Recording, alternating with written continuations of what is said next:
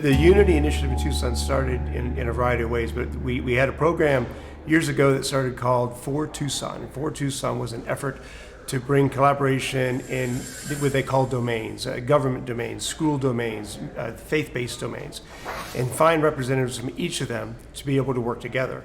And the faith then moved into all of these areas, and it was encouraged that wherever you are in your workplace, whatever you do in your industry, have an element of faith within that.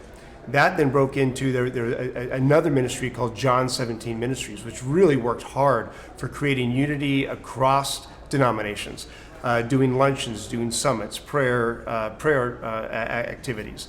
And you started to see churches of multiple denominations come together. Out of that grew luncheons where you get 10, 12, 15, 20 pastors together from different churches, pretty much the senior leaders. And they started to collaborate. And then when things happened in the city, they at least knew each other. There wasn't this antagonism against yours versus mine.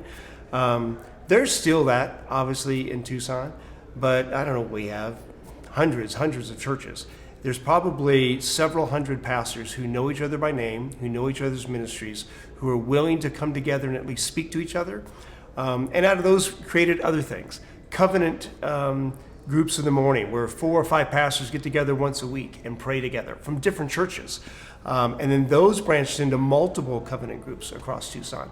And as we started seeing this movement happen, you just saw an entire culture in Tucson change, because there was this attitude of, even though we're different, I'm not against you, I'm for you. And I want your ministry to thrive and mine. And it wasn't like, if you've got more people than me, you're taking my ministry. It's like, no, you go for it. God will provide for us. And we're seeing that happen across Tucson in just incredible ways. One of our values as a church here is that we are kingdom first. You know, Matthew 6:33, seek first the kingdom of God. And we've always keep looking, how do we do that? How do we join God where he's at work? And one of the things that we notice is that there are a number of churches, maybe they're small churches, maybe they're startups, maybe they're restarts, trying to revitalize.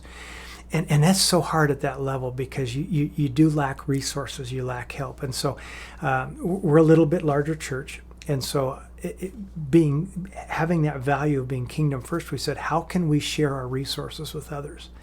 And so for a number of years, we have identified some people that we've connected with in our city who are new church plant. It's a new church plant or a small church that's struggling, and I bring the pastors up on stage on a Sunday, and I have them just do a brief introduction, and then I say to our church, any of you here who are just touched by what's happening in this church in this location, if you want to go and be a part of that, we will bless you. See, our mission statement is loving people to Jesus, launching passionate people to make a difference.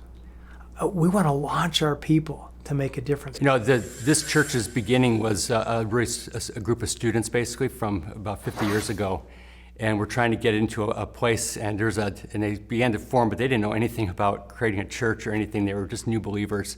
And another church here in town who had a kingdom mindset came alongside of them, helped them get started, helped them get a building to move into, and then step back and let this church become its own place. And that DNA here, that heart to really look out who else out there needs help, other churches that we can come along and help. And so we had another church that met here a few years ago that met in our building on Sunday nights for about a year.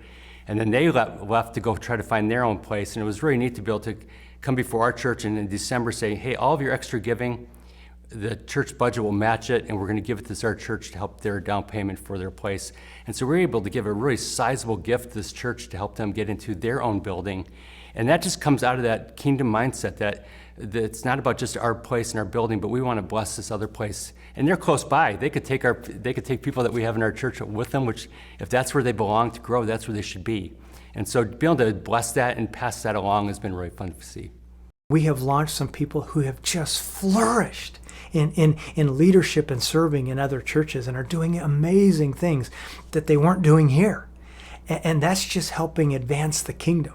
And so it's been exciting. And again, the benefit to us, that creates a whole different environment in my church where people go, our church isn't selfish.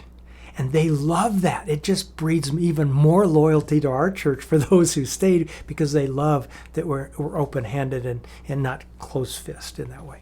I'd love to see what you're talking about, the whole movement of unity of faith in Tucson. I'd just love to see that expand to pockets and other places, that people will just drop their guard and realize that although we're different, God's still using you in your ministry as much as He is ours, and I want you to thrive. Not our thriving depends on your not thriving. We both can thrive. It's a both and I'd love to see that heart change.